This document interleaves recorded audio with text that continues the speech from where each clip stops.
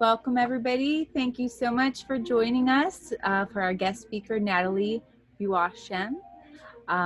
We are so excited to have her here. She's in Chicago right now, and excited to hear her story as a composer, a flute player, a singer, and she does so many other things to weave in storytelling and electronics, and is super creative and does a lot for communities as well. So yeah, I'm very excited to welcome her today. Let's give her a warm Zoom welcome. Thank you. Thanks so much for having me. I'm glad to be able to have a little time to hang out with you all today, and hopefully my story of my life won't be too boring, but I'm going to start with some of my music because maybe that's the best way to introduce you to who I am.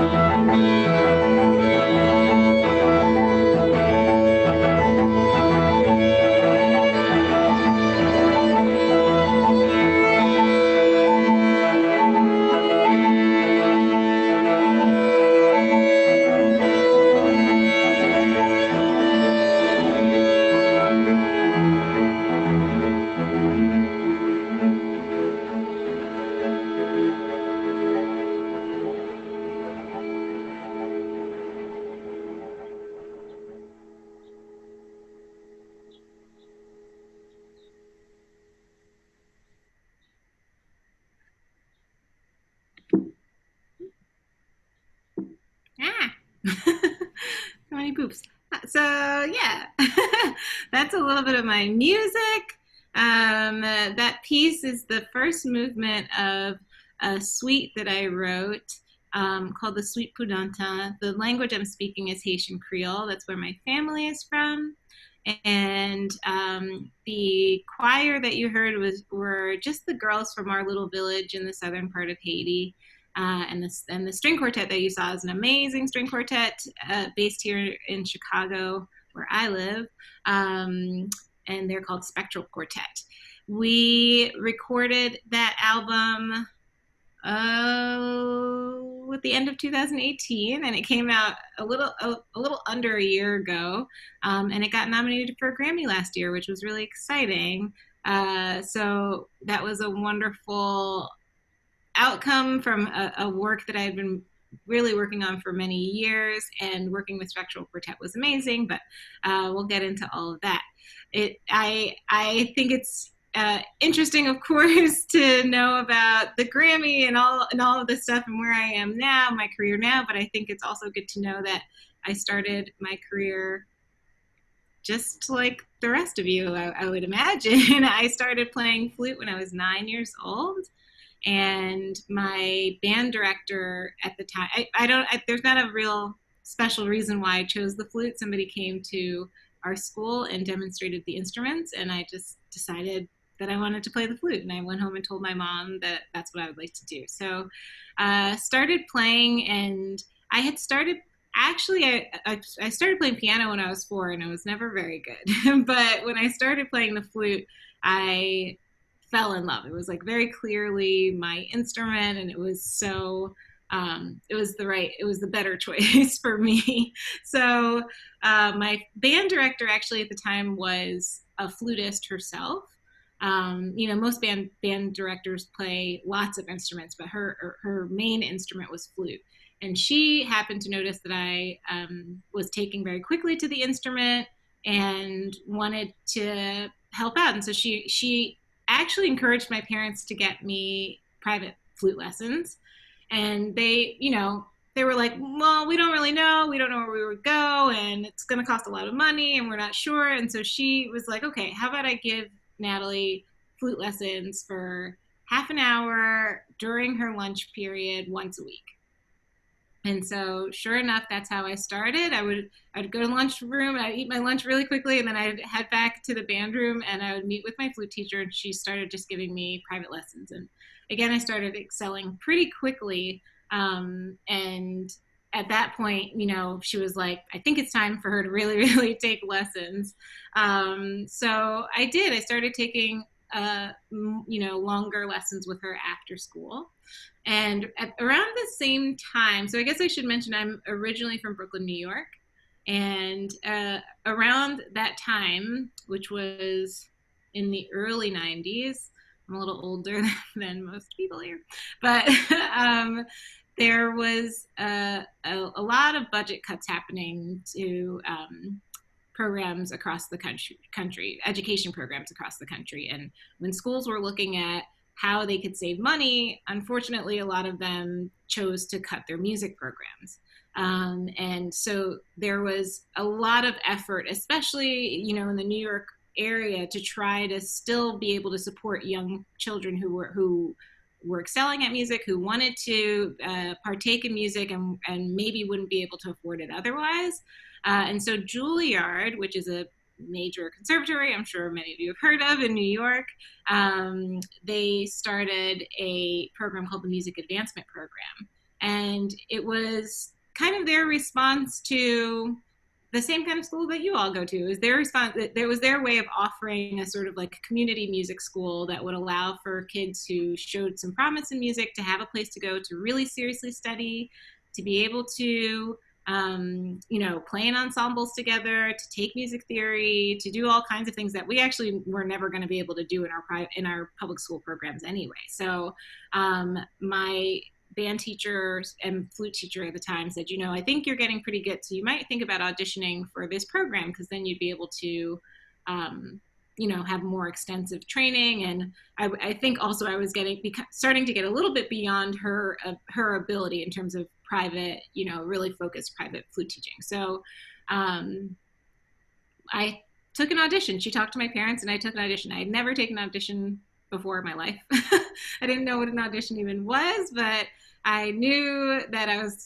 was supposed to go into the room and play the music that I practiced, and I also knew that at the time my like favorite special occasion restaurant. My family did not go out to restaurants very often, but on every so often on special occasions we would go to Red Lobster, which was like which is so funny because I haven't been to Red Lobster in many years now, but it was like my favorite place to go. My mom was like, if you do really well on your audition, I'll take you to Red Lobster. So that was really, I was not really focused so much on the audition. I was more excited about maybe having the chance to go to Red Lobster. So I did do very well on my audition, and I did get to go to Red Lobster, and I also got into the music advancement program, which was great. So in my second year of playing flute, I started going to the music advancement program at Juilliard. It was a weekend program. So on every Saturday, I would go to the school and have classes all day. And for me, that was a big game changer because even though I had been playing with my friends in band, not a lot of people in my school were very serious about music. And so suddenly I was in a place where everybody was serious about music and really excited about it. And that was a big change for me. And it became a really big part of my life. The program that I was in there, I think they were trying to get as many students to be able to be a part of it as possible. So they would sort of cycle you out after. You could go to the program for 2 years, and the hope was that you would be able to like continue to take lessons elsewhere, or get into a youth orchestra, or join another program after that. And Juilliard actually had another level of a preparatory, what they call their preparatory division, which is sort of their premier program for like prodigy level kids. Like that's where Sarah Chang went, and that Itzhak Perlman teaches there, and all of these very famous a lot of very Long went there, and like all these like famous people that you see as soloists today went to that program.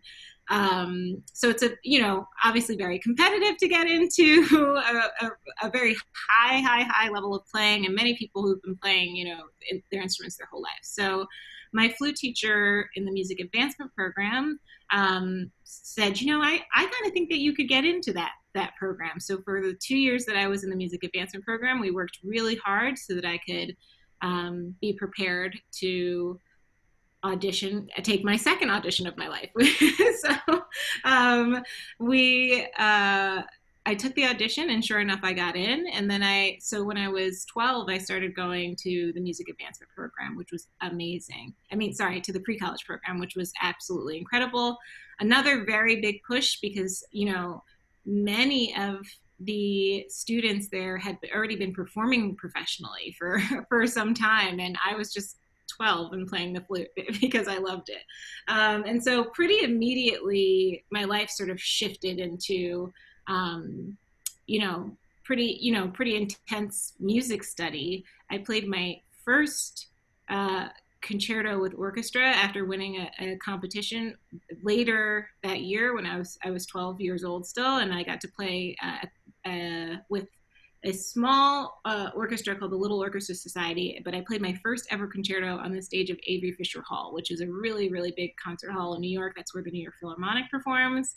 But again, it was sort of like, I didn't know it was a big deal because I didn't really know.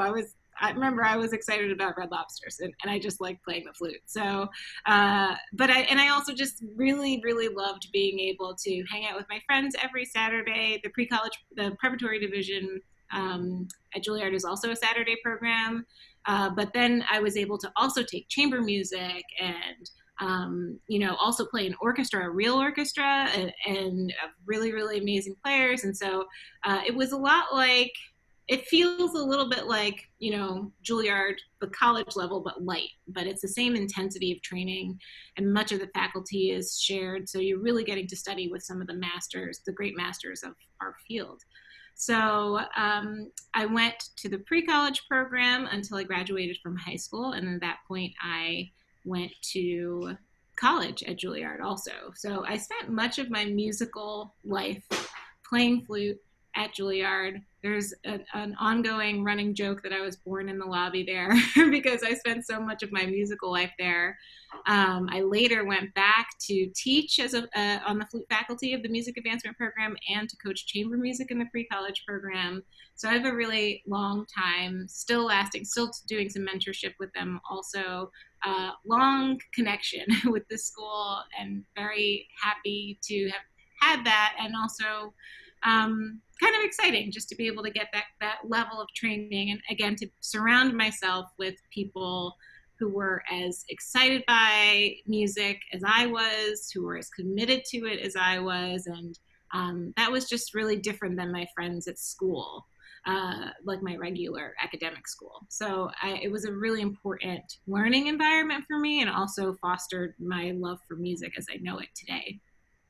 So, but so I started going to the college, and that was a whole, again, a new level. Every level at Juilliard, you sort of advance to this new space. So again, this really professional. All of a sudden, it's not just kids from New York City and the surrounding area. It's students from all over the world who are the best of the best of the best of the best. And so everybody. It's kind of nice because everybody is just very focused, practicing many hours a day, and that was really all we did. And the level is really high, and we're all kind of like pushing each other to be better, which was great. At the same time, I was really so excited by the fact that I had been in these music programs at Juilliard, but when I got to the college, it was the first time that I had ever been sharing space with artists of other disciplines. So at Juilliard, you can also study theater, and you can also study dance. And for me, that was really eye-opening to know that there were other artists who could hear a piece of music that I've played a million times and could express themselves physically, or express themselves through word, or to be inspired by the music in a way that is different than the way I normally am interacting with it. And that was pretty mind-blowing for me, this idea that there were other ways to engage with the art form in a way that I had never really considered before. So I was really excited that, immediately I was excited that I still had so many of my music friends, but I wanted to hang out with the dancers and the theater makers, and also, just having grown up in and around New York, I had friends all over the city who were going to art school, visual art schools there, who were going to film school in New York, and my greatest interest was like bringing us all together. What can we do to bring us all together? We all have these amazing inspirations, and it's really beautiful to see us expressing that in all this myriad of ways. And so I started pretty. I think it was in my third year at Juilliard. In my second year, I started like working with some of the dancers a little bit as I could. But in my third year, I really started organizing some performances, interdisciplinary performances. So I would be working on my music, for example, for my recital, or, for my jury. And I would go to a dancer friend and say, maybe you would want to choreograph some dance to this piece that I have to learn. And that became a sort of community that I was fostering within the school, which was really, really wonderful. Or go to a theater artist and say, hey, are you working on any monologues? Maybe I can find some music that pairs really well with one of your monologues. And that was also just super interesting for me, and a really beautiful way for us to collaborate in a way that wasn't really ingrained in the school's program, but that was exciting for each of us. So I think, I started doing that, and also inviting in some of my friends from NYU and from Pratt, so that other artists could come and participate in the same thing. And it became pretty popular at the school, at which point more people started noticing. They were like, I don't know if you can be having these art parties at school. So we weren't allowed to do them at the school anymore. And I was heartbroken because all I wanted to do was make music with my friends in all these awesome ways, and it just wasn't going to be possible. So I've read on the website of the school, it was like the early days of the internet, and I read on the website that you could get office hours with the president of the school at on Wednesdays from 1 to 1:30, he had like open office hours, and you could go to the president of the school and talk to him about whatever you like.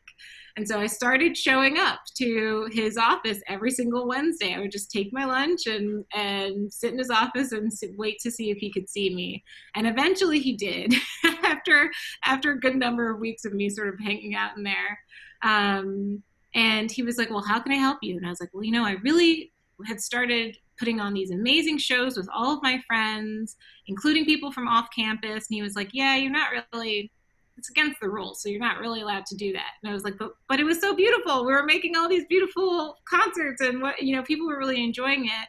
And he was like, well, maybe you could do it at a space outside of school. And I had never played a concert outside of my school, like other than the big organized concerts like the one at A.B. Fisher Hall, or, when our orchestra would play at Carnegie Hall or something, but nothing that I organized myself. So I didn't even really know how to organize a concert myself other than what I had been doing at the school. And so he said, well, what if we gave you a grant? What if I gave you $2,000 and you then took that $2,000 and figured out how to do the show outside of school? And for me at the time, $2,000 is a good amount of money. And at the time, no one had ever given me anywhere near $2,000 to do anything ever. So I was like, yes, of course, I will take $2,000, and I don't know what to do with it, but I'll figure it out.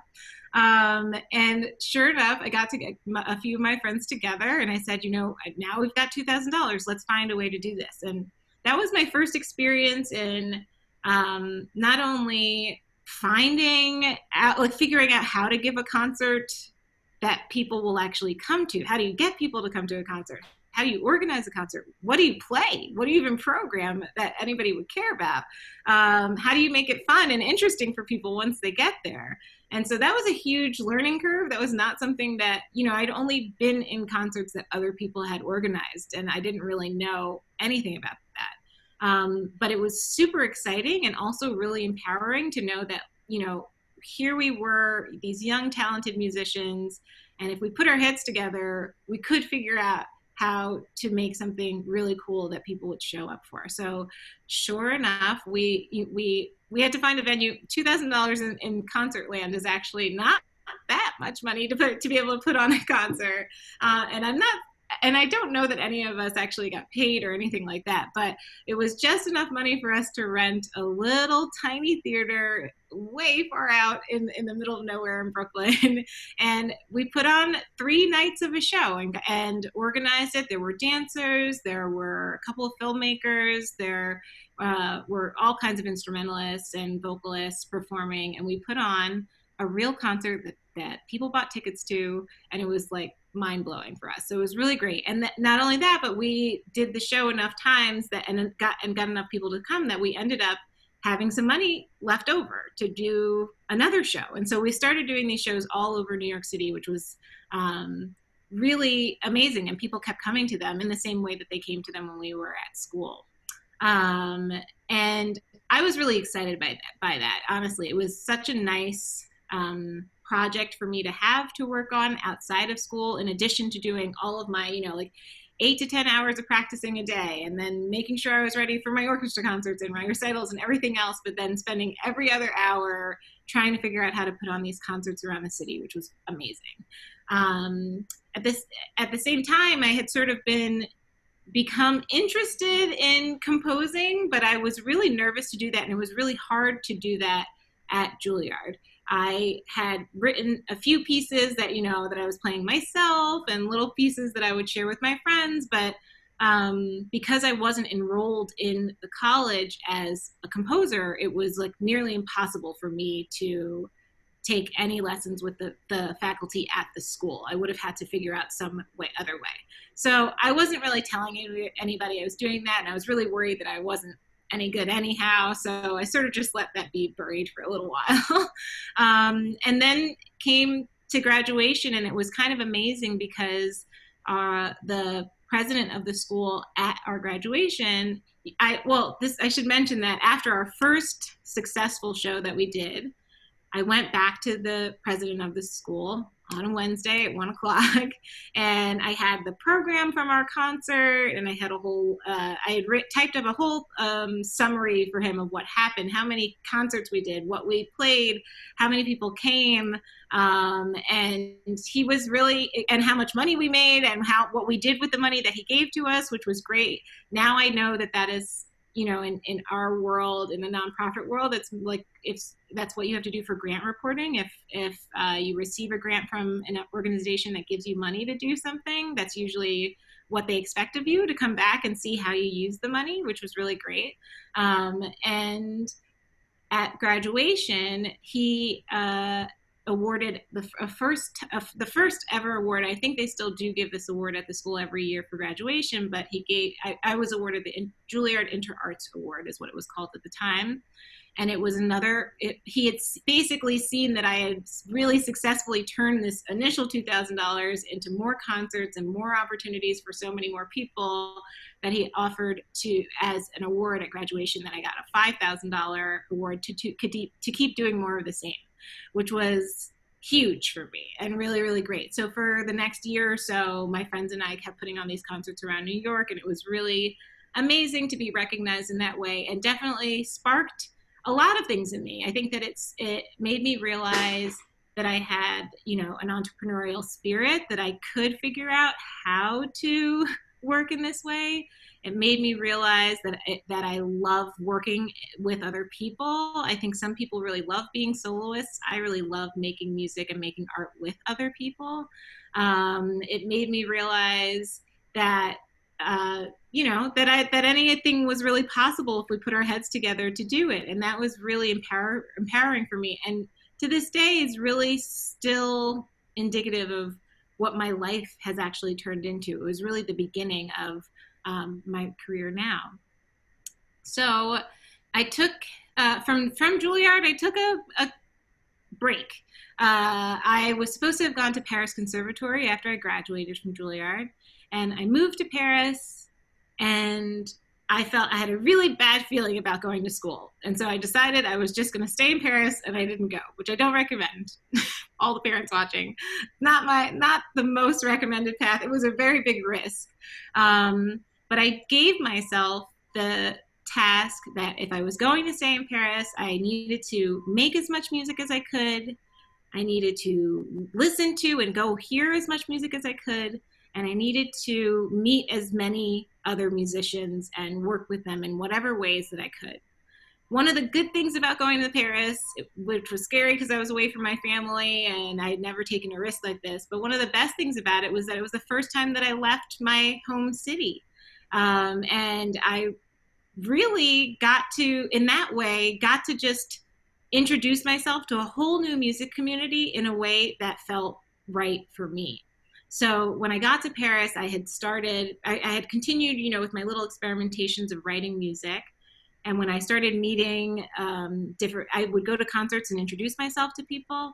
And I had one friend in New York who connected me with a couple of people. But other than that, I really didn't know anyone. But I started to meet people pretty quickly, and a couple of people would hire me to play flute on their project, or hired me to play, flute on their classical concert, and then slowly people would say, "Oh, you're a classical musician. Don't you know how to write music too?" And I just said, "Well, sort of. I mean, kind of, not really." But they were like, "Yeah, maybe you can make arrangements for us for our band." And so I started doing that, and then started writing, started being more open about sharing with other people the pieces that I was writing for cello, pieces I was writing for other instruments, pieces that I was writing for flute. And I was able to build a little bit of a body of work.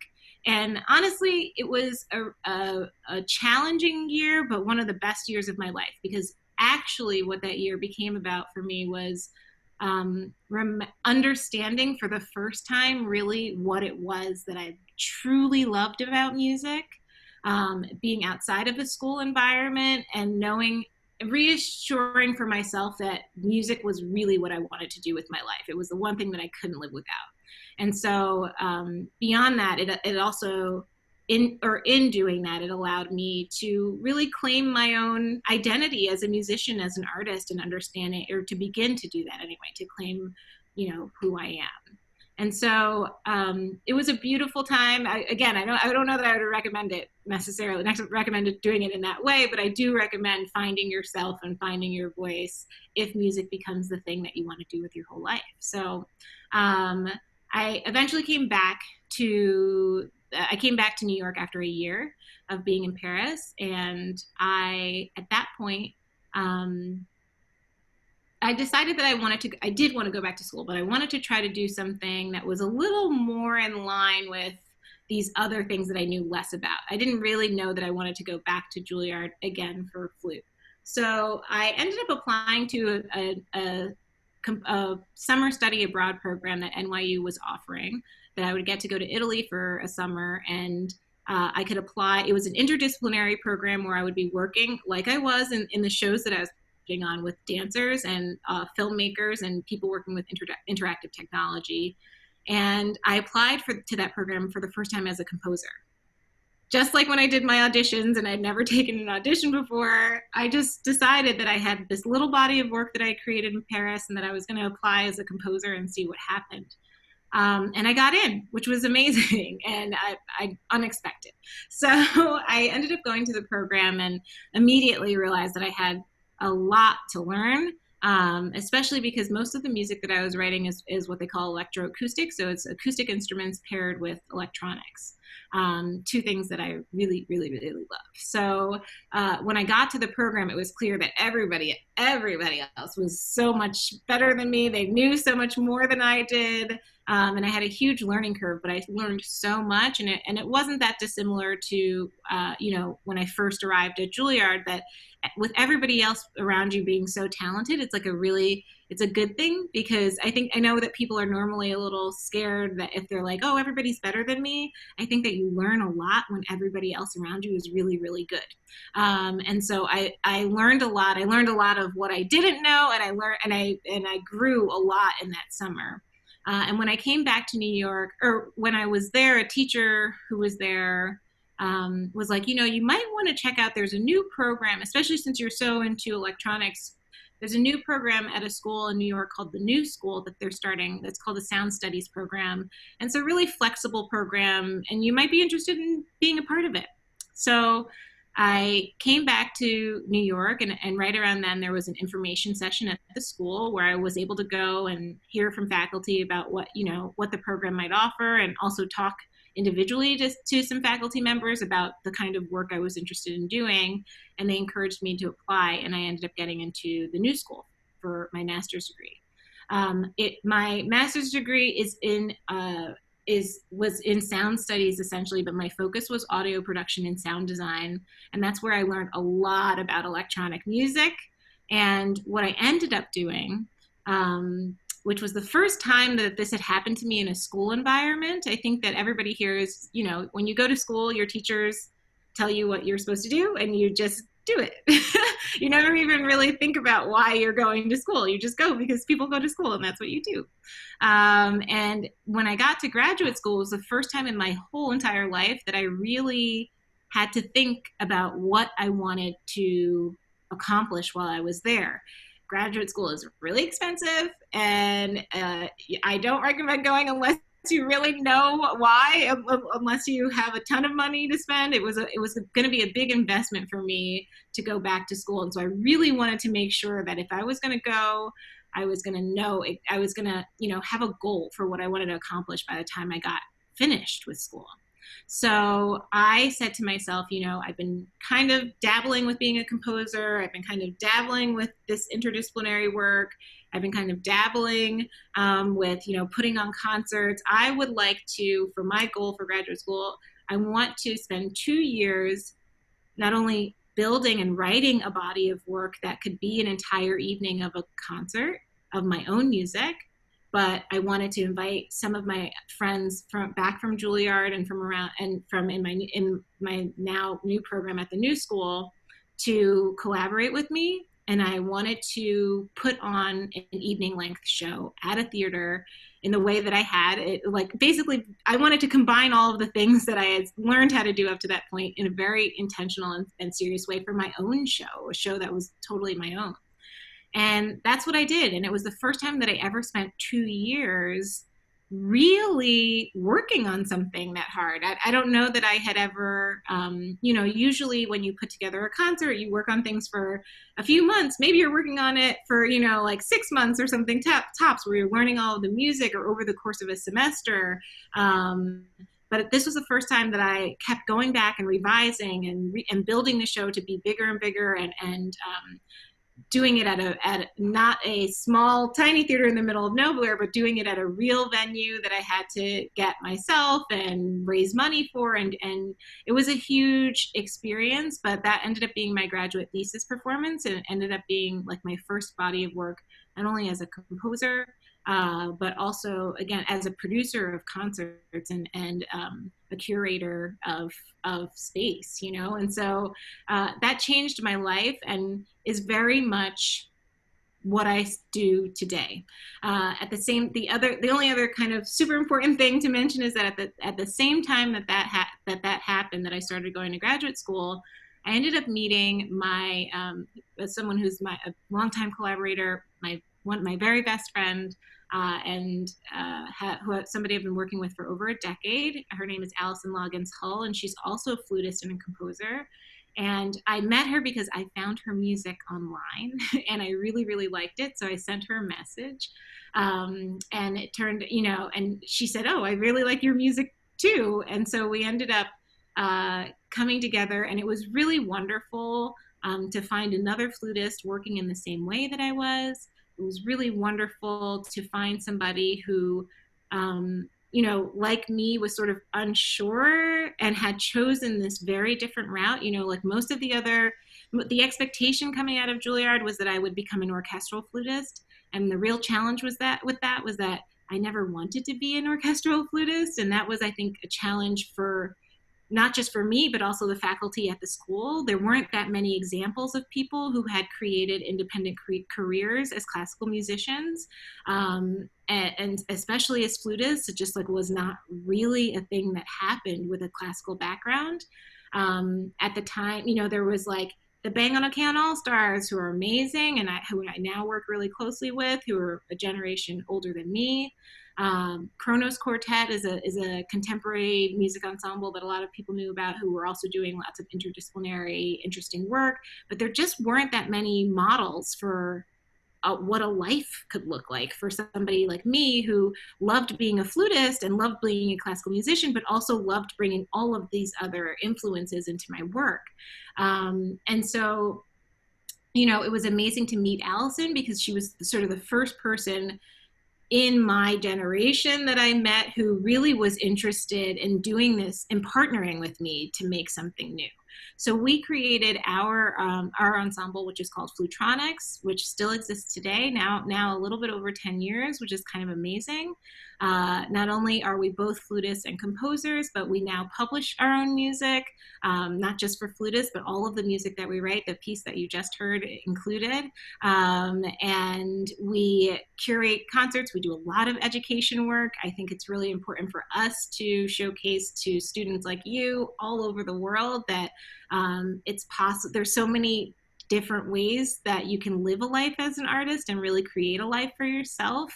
And that has been very fulfilling and really wonderful. So we met each other right at that same time. And I always say to people, when I look back now, it's so clear that, that I had decided in that moment really what I wanted my life as an artist to look like, and that I wanted to be able to feel empowered to live that life, and that I wanted to be able to find partnership in creating that life.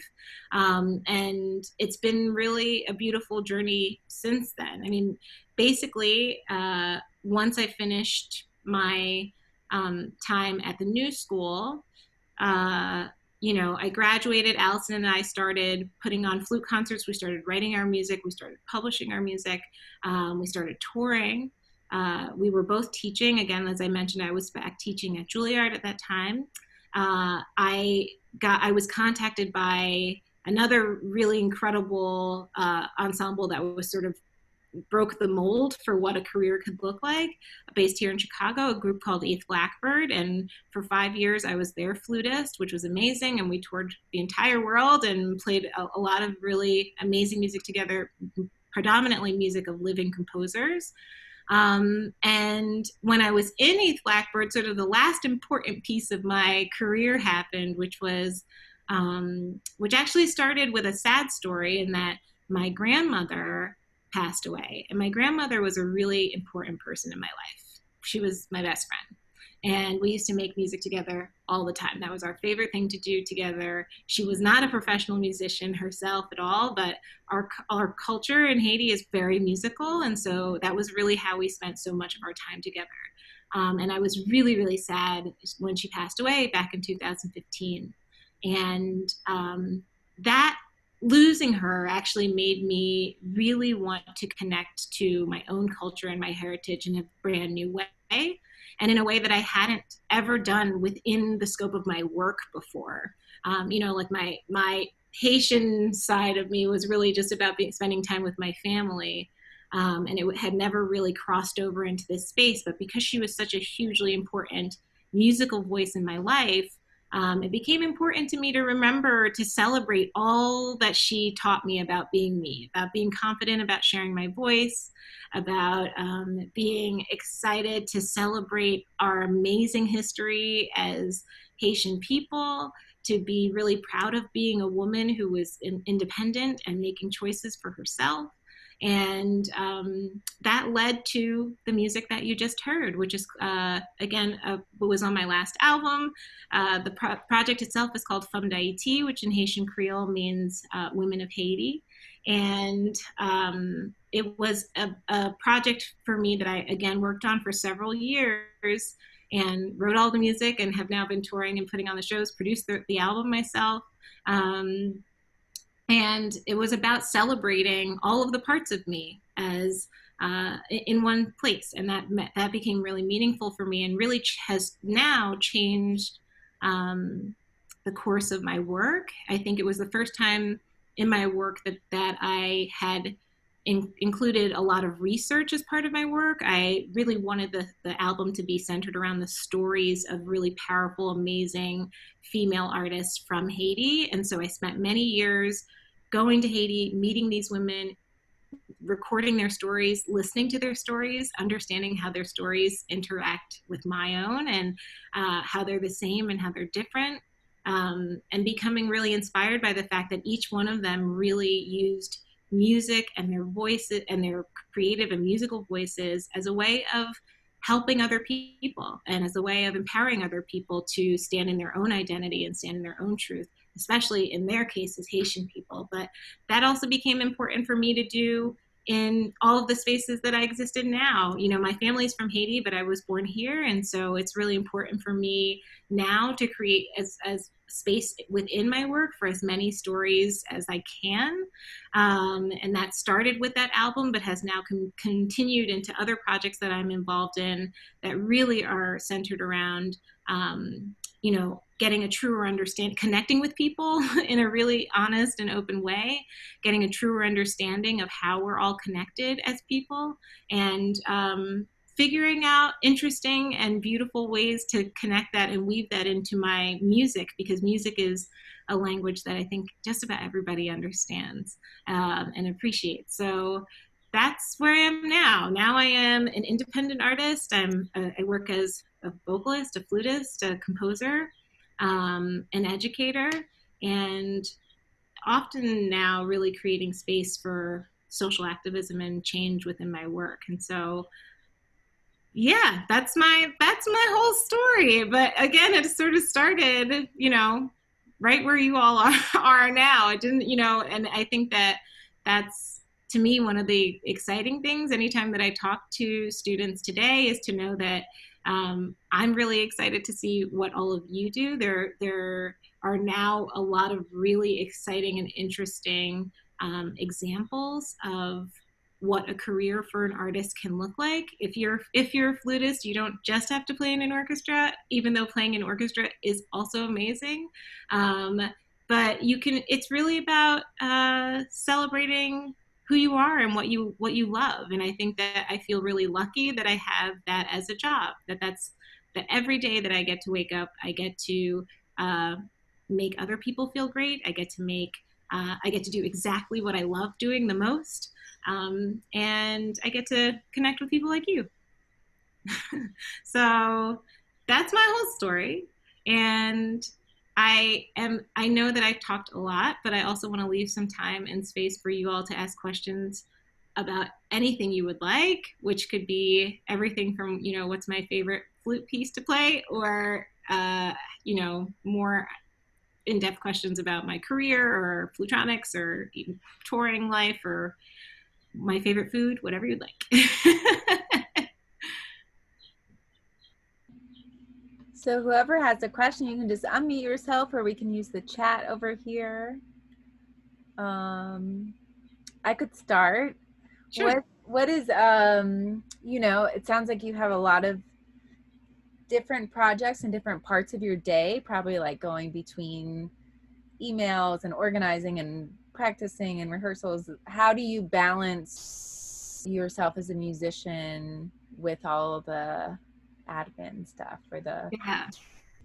Yeah. So yeah, I think that nobody talks about that enough. Like, such a huge percentage of my job is organizing, you know what I mean? And I learned that a lot when I started putting on those concerts back at Juilliard, that to put, it's amazing when you show up to a concert, even if you think of somebody like as big as Beyonce, like, to make that concert happen, so many meetings have to happen, and so many emails need to get exchanged, and so many people need to get hired, and there's so much more than just the music that happens. So especially being an independent artist, I am lucky. I have managers that I work with who help me balance my work. I have Allison, who I work with, who helps me balance my work.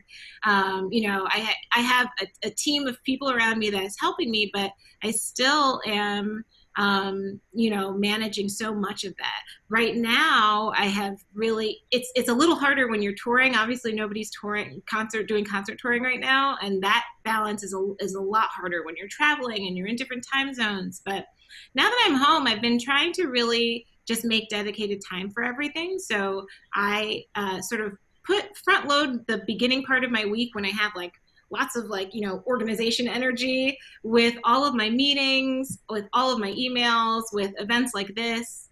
And I also, I practice, I try to play a little bit now, at least every single day.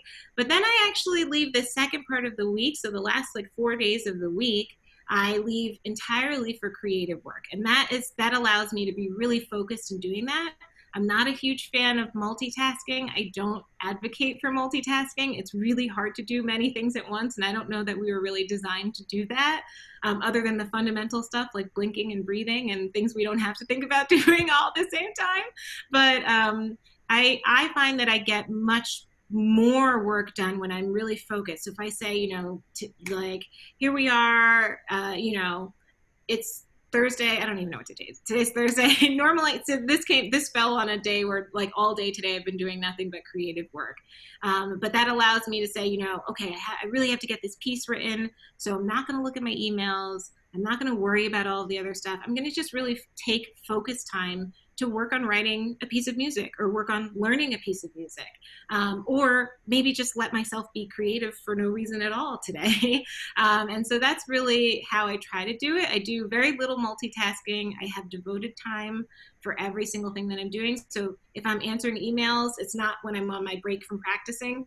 It's my focused email answering time. If I am practicing, I'm not also on Instagram. I'm just practicing, or I'm not oh, let me write down this other idea for a composition I have. And that allows me to be focused. I mean, Allison and I also, I will say, she lives in New Jersey and I live here. And so we have had to start working in that way too. So we sometimes will do rehearsal retreats where all we do is rehearse. If we know, we hear the concerts we have coming up soon. So all we do is rehearse. We don't have meetings. We don't write music. We hang out and we rehearse, and that's all we do. And so we also have composition retreats. We recently did one of those over Zoom, which was a first for us. So yeah, I try to do as little multitasking as possible, and I try to do I try to definitely do a little bit of all the pieces of what I do every single week, because if I don't, then it will never get done. And you gotta keep playing and keep. I think the only thing that I really do every day is like at least do my warm ups and play a little bit and sing a little bit every day, because that's hard when you spend many days not doing those things. It's hard. Oh, so many questions. Okay, I'd be interested to know how to approach music learning if you hope to want to compose music. FYI, I'm a fairly new music student. How to approach music learning if you hope to or want to compose music.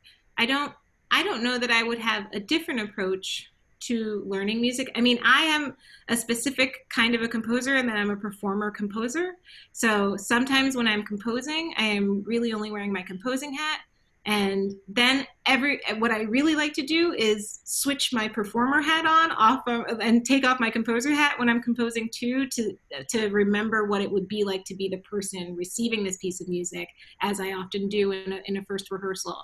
I think that you need I like that because it sort of builds. I think composers who are also active performers have a very different perspective than composers who only compose, or than performers who only perform and have never composed. And so I don't know that I would. I think being here is a good thing, and learning all the fundamentals you have to. I think classical music is beautiful because it teaches you really like an in-depth and technical understanding of how music works. And it's one style of music, but it gives you a tool set, or at least the beginnings of the language, to learn different dialects of music, which I like to think of the other genres as different dialects of music. And they all essentially, some of the words are different, some of the forms are different, but they use, it's a universal language. So I don't know that I would say that the approach to learning music, which should be different if you are a composer or if you're learning to be a performer. Do you ever feel like, I hope that answered the question, by the way, but do you ever feel like you just don't want to practice? Yes. Sometimes I feel like I just don't want to practice, but I make myself practice anyway, because I do find that a little bit of practice goes a very long way. And sometimes I have concerts and I don't feel like playing the concert, or sometimes, and that's, you're not always going to be in the mood to do it. But again, it is something that I love. So even if I'm really tired, if I'm super tired, if you're really, really not feeling it, then don't. But I think that if you can encourage yourself to do a little bit of practicing every single day, that's really the way that you learn how to do everything, and you do get better, even if it doesn't feel like it. Some of my worst practice sessions where I'm like, oh, I don't think I'm getting anything right, or and I feel so terrible, and I make myself practice anyway. The next day when I come back, I'm so glad that I did it, because I'm almost always better. And that is true, that like the tiniest little bit of practice, even if it's just 5 or 10 minutes of really committing to that. The thing about being an artist and being a musician also, and like honing a craft, is that it is about a practice. It is about having a ritual. Like the way to get better at doing the thing is about the ritual of doing the thing. And if you build that into just about anything that you do, like I've this year I gave myself a challenge of wanting to read 25 books. And last year I read 1 book. And so I said to myself, I think I have to think of it like practicing. So every day, even if I'm tired, I make myself read just a little bit every day. And I'm getting closer and closer to 25 books, which is great. And at a time when like it didn't seem like I would ever be able to read 25 books at all. And now I'm on my 12th book of the year, which is great. So I think that, everything is a practice, and you don't always see it when you're in it. But looking back and seeing the progress later is really, really great. So doing something a little bit every single day, I really encourage that, because it does, that's what makes you get better. When during your career did you start to kick off singing, and what inspired that start off? I really started singing more when I moved to Paris. Again, that was like an opportunity for me to say to a brand new music community, like, here I am. And I think when I was in New York and I had been at Juilliard forever, people were like, you're a flutist, which made me feel like I shouldn't do anything else.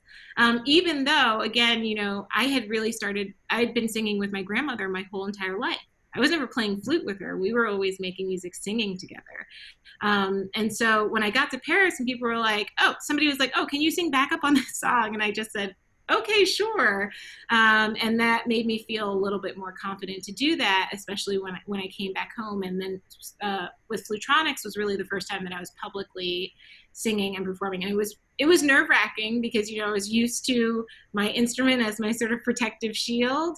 And singing is also an instrument, but very different, and took just as much practice as my flute to get to a place where I felt really comfortable doing that. And honestly, also, I feel like you'll see a lot of flutists who are also vocalists. There are a lot of us, and I think because our instrument is actually the way we produce sound is actually very close to how you produce sound and use your body when you're singing. And so a lot of flutists are really great singers also because we understand how to use our breath in that way, about mouth shapes and vowel shapes and all, like a lot of our learning overlaps. So it actually is a pretty easy transition, and I'm far from the only one. So, but yeah, I will say that when I put out my album, I think that everybody was expecting it to be a flute album, and it's mostly a vocal album.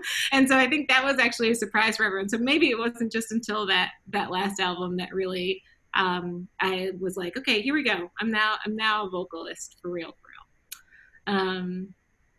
Do you take a day each week for planning this focus schedule? I do. On Sunday evening is usually my time where I take a look at my week and make a plan. Sometimes now, but usually when I was on tour, I was doing it Sunday evenings. Now I tend to do it Sunday morning or Sunday afternoon so that I can then enjoy the rest of the day. But I plan out the entire week, every week. I think it's true. What's true again, it's like, when I got to grad school was the first time that I was really designing my education myself. But if you think about it, like from the moment you're born, somebody is creating a schedule for you. Babies are on schedules. Every time you go to school, you're on schedule. I'm sure now that you've all been doing school at home, you've been on trying to keep some kind of schedule because that's easier for your whole family and your parents. And I find that it makes me more organized in my week too. And also allows me to set a goal for what I want to accomplish in the week, which feels really, really great. And so I do. The thing about schedules is that, I don't know. I wouldn't say that I always get everything done on my list that I have set out to do, that I have to be flexible, if something changes or if a different meeting comes up. But having a plan at the beginning of the week at least makes me feel a little less stressed and a little bit like I'm going to be able to accomplish what I aim to at the beginning of the week. How are you incorporating social activism into your current work? Very good question. One huge project that I'm working on is a project called Discourse that Allison and I are developing as Flutronix. About 5 years ago now, almost 5 years ago, we were really feeling kind of similarly to how we're feeling now, a little disconnected from too many people, a little bit like we don't entirely understand everything that's going on in the world, and really feeling disillusioned by that.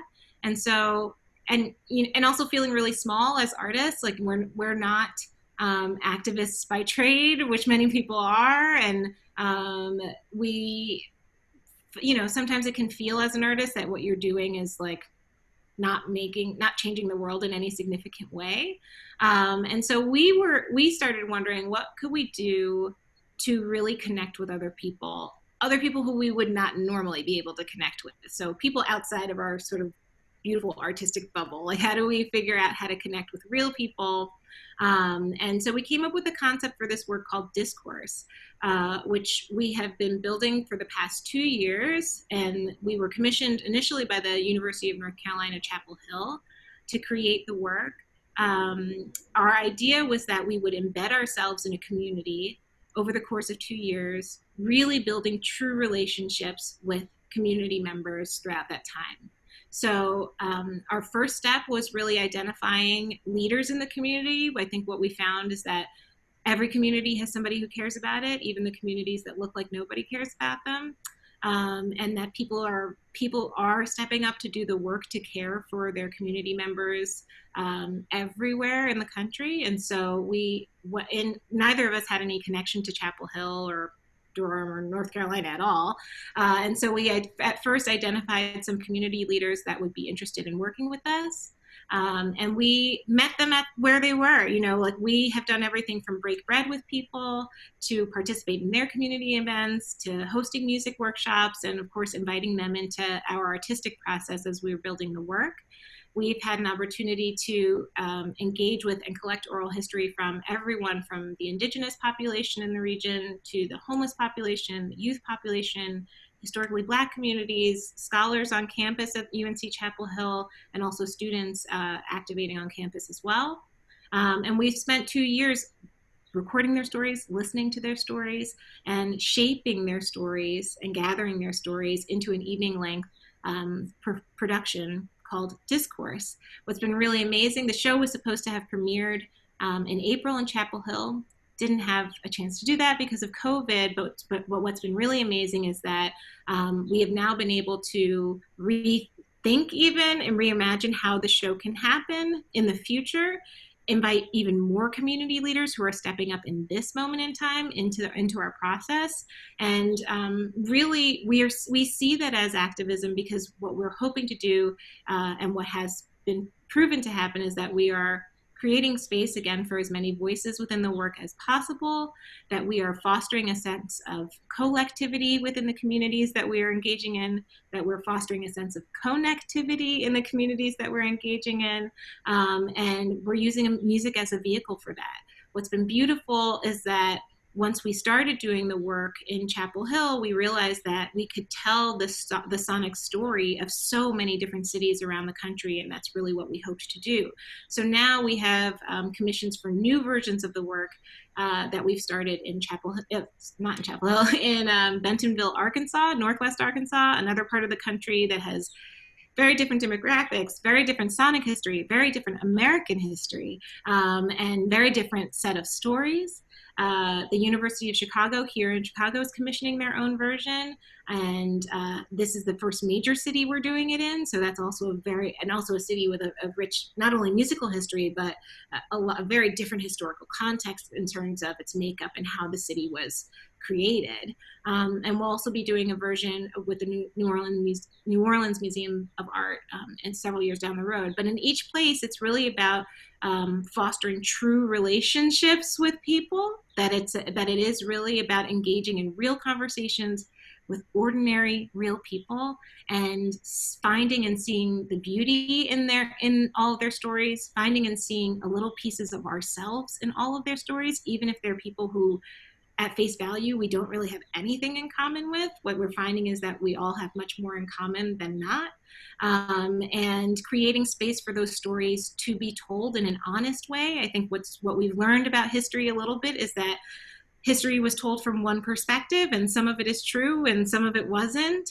And so what we're doing is, I think, really leaning into finding a truer understanding of American history and how all of our stories are connected, and using music in that way. So that's one example, but really engaging in oral history is a big part of my work, and that is in many ways, I think, a blessing, because it means that I can engage really deeply with people in every corner of my life. And I spend such a good amount of my time having real conversations with real people, and it has changed not only my work, but it has changed how I walk through the world. And that feels like, in some way, it feels like a really strong form of activism, and it's been a beautiful way to sort of change my understanding. And I think that's really what activism is all about. I know that we are 5 minutes over, but there was one question I think I can answer quickly. What type of electronic softwares have you used? I normally work in a program called Pro Tools. I started working originally in a DJ program called Reason, which I still use from time to time, but not so much. And more so lately, I've been using a small body of pocket synthesizers, mostly because I can travel with them easily, even though I'm not doing a lot of traveling now. So I have been, for what you heard in the piece that you heard, I really predominantly used a small synthesizer called an OP1 by a company named Teenage Engineering. I also really love this. There's a company called Critter and Guitari that makes a bunch of like pocket pianos. And if you have questions about that, maybe if you want to email, I can send you a little list of the things that I have. But and more lately, I've been doing a lot of sampling of my own voice and acoustic sound, doing a lot of text-based work. And there's some examples of that up on my website and on YouTube and stuff too. So. Great. Thank you so much for sharing with us today. Thank you. Thanks for having me. I hope you enjoyed it, and I hope it was interesting enough. And I hope you all very inspiring. Thank you. thanks. And I hope you all keep playing. Awesome. Thank you everybody for coming. And we'll see you for mindfulness in the morning and our last day of recording. Bye. Bye.